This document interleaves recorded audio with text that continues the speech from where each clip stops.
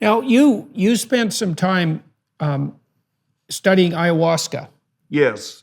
And that's kind of an interesting story. So maybe you could tell everybody who's watching and listening how ayahuasca is prepared, and also how unlikely it was that that preparation method was discovered. And I'd like to know if you have any more insight into how in the world that ever came about. Yes to both. I did my PhD research at the University of British Columbia was basically about ayahuasca, about looking at the chemistry, pharmacology, botanical sources, traditional uses of ayahuasca. Another aspect of my thesis research was kind of a comparison of ayahuasca with another much more obscure Amazonian psychedelic called ukuhe, which comes from entirely different botanical sources. But like ayahuasca, it is also an orally active form of dimethyltryptamine, and that's the key to this. DMT is a short-acting psychedelic, but it's not orally active by itself. If you consume DMT, if you drink a tea that contains DMT, or just eat DMT or whatever, it's not active because there are enzymes in the gut, monoamine oxidases, that will inactivate DMT before it's ever absorbed in the active form. What indigenous people have done when they prepare ayahuasca, they combine it with another plant that contains monoamine oxidase inhibitors, this class of compounds called beta-carbolines, very potent, very selective MAO inhibitors. So if you make a beverage, a drink, or decoction is really the technical term, with a plant that contains DMT and a plant that contains these beta-carbolines, then it becomes orally active. And instead of a 10 to 20 minute experience, which is what you get when you smoke DMT or vape DMT, they do that now these days, or inject it even, you get about 20 to 30 minutes of an experience, but in the oral form, it stretches it out to 6 or 7 hours.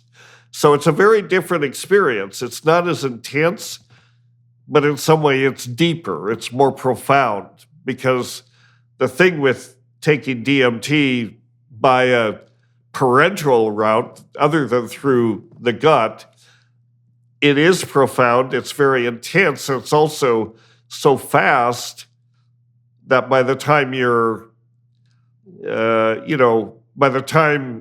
just beginning to sort of get to the place, it's already fading.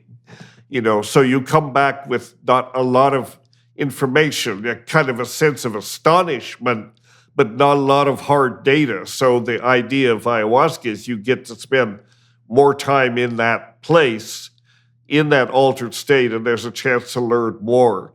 Now, how did this come about? The question always comes up. How did these indigenous people figure out this combination? One plant containing beta-carbolines and another containing DMT. Out of the 80,000 or so species in the Amazon, how did they stumble on this one combination? Was it trial and error, or how? If you talk to the people, they will say, well, the plants told us, but to a Western scientist, this doesn't make a lot of sense. The plants told you? What are you talking about? Actually, I think the real story is a little more prosaic, in a sense that in our ESPD 50 conference, we had an anthropologist, Dr. Manolo Torres, who presented on this. And the fact is that at a certain point, maybe 1,000 years ago, possibly a little earlier than that, there was a very active there were different cultures that were living sort of in proximity to each other in the region where Colombia, Venezuela, and Peru now come together. These cultures were very experimentally oriented toward plants. They had shamanic traditions, and they were also very active in making chicha. They were essentially beer producers. They distilled, or they didn't distill them, but they had different fermented beverages prepared from fruits and grains and things like that. And they had many different kind of chicha, mostly prepared from manioc. And they were also experimentalists. They were like craft brewers today, sort of. Craft brewers they have their beer, but then they'll just reach for anything on the shelf, or an ingredient will come up and they'll say, "Oh, let's make a craft brew with kava in it, or with some other plant. Let's make something interesting." Well, the people making the chicha had the same sort of curiosity. And in their medicinal pharmacopoeia, they had the snuffs, right? That's the other way in the Amazon that the DMT is used, in the form of snuff. And they had these snuffs. They had these antidanthera snuffs, which don't require MAO inhibitors because you take them, as a snuff. They also had Banisteriopsis, which is the vine that contains the beta carbonates. They use that separately as a medicinal plant for various reasons, and it has some psychoactivity. Basically, I think they stumbled on this formulation. The plants were in the mix, as it were, and they stumbled on this formulation, but it wasn't entirely trial and error. It was more like an educated guess, not really from the standpoint of biochemistry. They didn't think in terms of monoamine oxidase inhibition and that sort of thing, but they were familiar with the effects of these different plants, and they thought, well, what happens if we mix them? And they did. They had a spectacular result.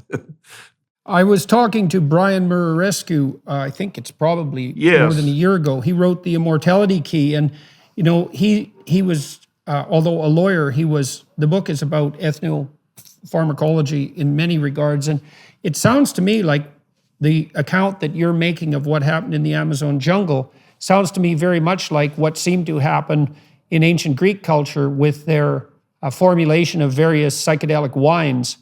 That's right. And so all these different people were just brewing all these different concoctions and experimenting to see what produced the most remarkable effect. And in Greece, they seem to have stumbled across something that was perhaps LSD-based, or essentially LSD-based, whereas in the Amazon jungle, they came across both DMT and the chemical that inhibited its breakdown. And so it's very interesting to see that is likely the case in both those disparate cultures.